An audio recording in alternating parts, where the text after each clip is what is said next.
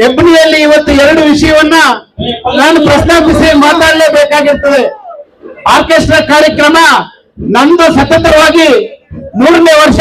ಹೆಬ್ಣಿಗೆ ಪ್ರತಿಯೊಂದಕ್ಕೂ ನನ್ನ ಹತ್ರ ಯಾರೇ ಬಂದ್ರು ಕೂಡ ಯಾವುದನ್ನು ಸುರ ನಾನು ಆಗಲ್ಲ ಅಂತ ಹೇಳಿಲ್ಲ. ಆರ್ಕೆಸ್ಟ್ರಾ ನಮ್ಮ ಹೆಬ್ಣಿಗೆ ಸಂಕ್ರಾಂತಿ ಹಬ್ಬದ ಪ್ರಯುಕ್ತ ಹಾಕ್ಬೇಕು ಅಂತ ಹೇಳಿದ್ರೆ ಮುಂದಿನ ದಿನಗಳಲ್ಲಿ ಕೂಡ ನಿಮ್ಮ ಯಾವುದೇ ಹಬ್ಬ ಆಗಿರ್ಲಿ, ಹರಿದಿನಗಳಾಗ್ಲಿ, ಕಷ್ಟ ಸುಖಗಳಲ್ಲಿ ನಾನು ನಿಮ್ ಜೊತೆ ಇರ್ತೀನಿ ಅಂತ ಹೇಳ್ತಾ 30-40 ಜನ ಬಂದು ನನ್ನ ಹತ್ರ ನೀವೇ ಹಾಕ್ಸ್ಬೇಕು ಅಂತ ಹೇಳಿದ್ರು.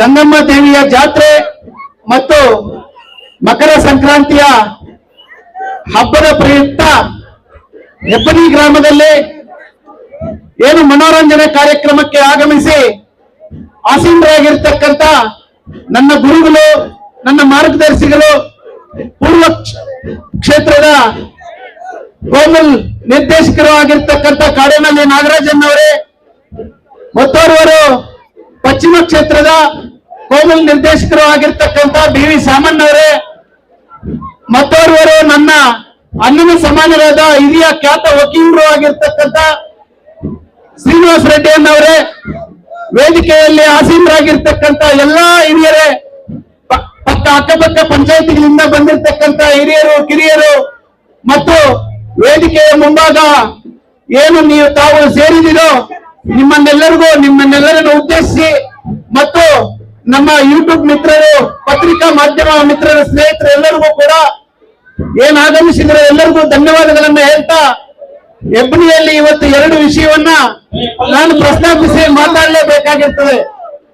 ನಮ್ಮ ಹೆಬ್ಣಿಗೆ ಬಂದಾಗ ನಮ್ಮ ಕೃಷ್ಣಪ್ಪ ಅವರ ಪ್ರಭುವನ್ನ ನಾವು ನೆನೆಸ್ಕೊಳ್ಳೇಬೇಕು.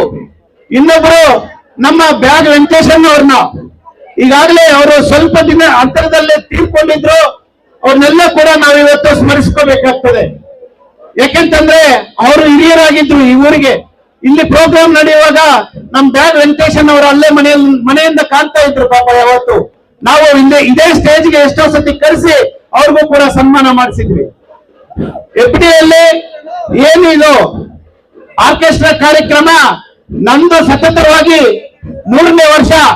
3 ವರ್ಷ ಸತತವಾಗಿ ನಿಮ್ಮ ಕಾರ್ಯಕ್ರಮವನ್ನು ನಡೆಸಲಿಕ್ಕೆ ನಾನು ನನ್ನ ಸಹಾಯವನ್ನು ಕೂಡ ಮಾಡಿದ್ದೀನಿ. ಅದೇ ತರ ಹೆಬ್ಣಿಯಲ್ಲಿ ತಿರುಮಲ ಪಾದಯಾತ್ರೆಗೆ, ಯಾಕೆಂತಂದ್ರೆ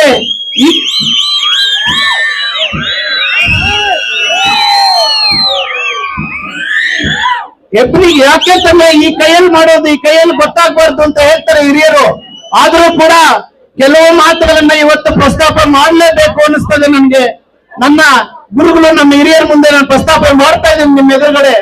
ಹೆಬ್ಣಿಗೆ ಪ್ರತಿಯೊಂದಕ್ಕೂ ನನ್ನ ಹತ್ರ ಯಾರೇ ಬಂದ್ರು ಕೂಡ ಯಾವುದನ್ನು ಸುರ ನಾನು ಆಗಲ್ಲ ಅಂತ ಹೇಳಿಲ್ಲ. ಪ್ರತಿಯೊಂದಕ್ಕೂ ಕೂಡ ನಿಮ್ ಜೊತೆ ನಾನು ಇರ್ತೀನಿ ಅಂತ ಹೇಳಿ ನಾನು ಸಹಾಯವನ್ನು ಮಾಡಿದ್ದೀನಿ. ಒಂದು ದಸರಾ ದಿವಸ, ದಸರಾ ನಿಮ್ಮ ಮೆರವಣಿಗಾಗಿರ್ಬೋದು, ನಿಮ್ಮ ತಿರುಮಲ ಪಾದಯಾತ್ರೆಗಳಿಗಾಗಿರ್ಬೋದು, ಒಂದು ಆಸ್ಪತ್ರೆಗಳಿಗಾಗಿರ್ಬೋದು, ಮನೆಗಳಿಗಾಗಿರ್ಬೋದು, ಯಥೇಚ್ಛವಾಗಿ ಹೆಬ್ಣಿಯಲ್ಲೇ ನಾನು ಮಾಡಿದ್ದೀನಿ. ಆದ್ರೂ ಕೂಡ ಈ ಸಲ ಎಲ್ಲೋ ಒಂದ್ ಕಡೆ ನನ್ಗೆ ಮನೋಭಾವ ಸ್ವಲ್ಪ ಬೇಜಾರಾಯ್ತು. ಯಾಕೆಂತಂದ್ರೆ ಆರ್ಕೆಸ್ಟ್ರಾ ನನ್ನ ಹತ್ರ ಬಂದಿಲ್ಲ ಈ ಸಲ. ಆದ್ರೂ ಕೂಡ ಕೆಲವರು ಹುಡುಗರು 3 ವರ್ಷದಿಂದ ನೀವು ಹಾಕಿದ್ದೀರಾ ಆರ್ಕೆಸ್ಟ್ರಾ, ಈಗ ಯಾರ್ದೋ ಹೆಸರು ಬರ್ತಾ ಇದೆ, ಬಟ್ ನಮಗಂತೂ ಅದು ಇಂಟ್ರೆಸ್ಟ್ ಇಲ್ಲ. ನೀವಂತೂ 4ನೇ ವರ್ಷ ಕೂಡ ನೀವು ಕಂಟಿನ್ಯೂ ಮಾಡ್ಲೇಬೇಕು. ನೀವು ಬಂದು ಆರ್ಕೆಸ್ಟ್ರಾ ನಮ್ಮ ಹೆಬ್ಣಿಗೆ ಸಂಕ್ರಾಂತಿ ಹಬ್ಬದ ಪ್ರಯುಕ್ತ ಹಾಕ್ಬೇಕು ಅಂತ ಹೇಳಿದ್ರೆ ನಾನು ಬಂದು ಹಾಕ್ಕೊಡ್ತೀನಿ ಅಂತ ಹೇಳಿದ್ದೆ. ಅದೇ ಪ್ರಕಾರವಾಗಿ ನಾನು 4ನೇ ವರ್ಷ ಕೂಡ ಇದ್ದೀನಿ.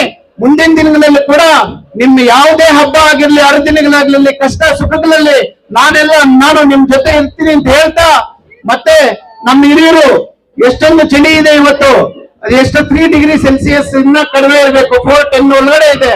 ಆದ್ರೂ ಕೂಡ ನಮ್ಮ ದೂರದಿಂದ ನಮ್ಮ ಹಿರಿಯರು, ನಮ್ಮ ನಾಗರಾಜನ್ ಅವರು, BV ಸಾಮಣ್ಣ ಅವರು, ಶ್ರೀನಿವಾಸನ್ ಅವರು ಕೂಡ ಆಗಮಿಸಿದ್ದಾರೆ. ಅವರಿಗೆ ನಿಮ್ಮೆಲ್ಲರ ಪರವಾಗಿ ನನ್ನ ಪರವಾಗಿ ಕೂಡ ಧನ್ಯವಾದಗಳನ್ನ ಹೇಳ್ತಾ, ಏನು ಈ ಕಾರ್ಯಕ್ರಮಕ್ಕೆ ನೀವೆಲ್ಲ ದೂರದಿಂದ ಬಂದಿದ್ದೀರಾ, ಆ ಮಿದ್ದಿ ಮೇಲೆ ಎಲ್ಲ ಇದ್ದೀರಾ, ಎಲ್ಲ ಹುಷಾರಾಗಿರಿ. ಮತ್ತೆ ನಿಮ್ ಮನೆಗಳಿಗೆ ಪ್ರೋಗ್ರಾಮ್ ಆದ್ಮೇಲೆ ನೀವು ಆರಾಮಾಗಿ ನಿಮ್ ಮನೆಗಳು ಸೇರ್ಕೋಬೇಕು ಅಂತ ಹೇಳ್ತಾ, ಮತ್ತೆ ಆರ್ಕೆಸ್ಟ್ರಾ ಅವರು ನನ್ನ ಗುರು ಮೆಲೋಡಿಸ್ ಅಂತ ಹೇಳ್ಬಿಟ್ಟು ಎಲ್ಲೇ ಆರ್ಕೆಸ್ಟ್ರಾ ಆದ್ರೂ ಕೂಡ ನನಗೆ ತುಂಬಾ ಸಪೋರ್ಟಿವ್ ಆಗಿ ನಿಂತ್ಕೊಂಡು ತುಂಬಾ ಸಪೋರ್ಟಿವ್ ಆಗಿ ಆರ್ಕೆಸ್ಟ್ರಾವನ್ನು ನಡೆಸ್ತಾ ಇದ್ದಾರೆ. ಅವ್ರಿಗೂ ಕೂಡ ನೀವು ಗೌರವವನ್ನು ಕೊಟ್ಟು ಕೊನೆವರೆಗೂ ಕೂಡ ನೀವೆಲ್ಲರೂ ಎಂಜಾಯ್ ಮಾಡಿ ಅವ್ರನ್ನು ಸಂತೋಷದಿಂದ ಕಲಿಸ್ಕೊಡ್ಬೇಕಾಗಿ, ಮತ್ತು ನಮ್ಮ ಪೊಲೀಸ್ ಸಿಬ್ಬಂದಿ ಏನಿದಾರೋ ಅವ್ರಿಗೂ ಕೂಡ ನಾನು ಧನ್ಯವಾದಗಳನ್ನು ಹೇಳ್ತಾ, ನಿಮ್ಮೆಲ್ಲರಿಗೂ ಒಂದ್ಸತ ಈ ಅವಕಾಶಕ್ಕೆ ಏನು ನನ್ಗೆ ಮರು ಅವಕಾಶ ಕಲಿಸ್ಕೊಟ್ಟಿಂತ ನಿಮ್ಮ ಕಾಲೋನಿಯ ಎಲ್ಲಾ ಹುಡುಗರಿಗೂ ಕೂಡ, ಯುವಕರು ಏನು 30-40 ಜನ ಬಂದು ನನ್ನ ಹತ್ರ ನೀವೇ ಹಾಕ್ಸ್ಬೇಕು ಅಂತ ಏನ್ ಹೇಳಿದ್ರು ಅವರೆಲ್ಲರಿಗೂ ಕೂಡ ಪ್ರತಿಯೊಬ್ಬರಿಗೂ ಹೆಸರು ಪರವಾಗಿ ನಾನು ಧನ್ಯವಾದಗಳನ್ನು ತಿಳಿಸ್ತಾ ನನ್ನ ಮಾತನ್ನು ಮುಗಿಸ್ತಾ ಇದ್ದೀನಿ. ಜೈ ಹಿಂದ್, ಜೈ ಕರ್ನಾಟಕ.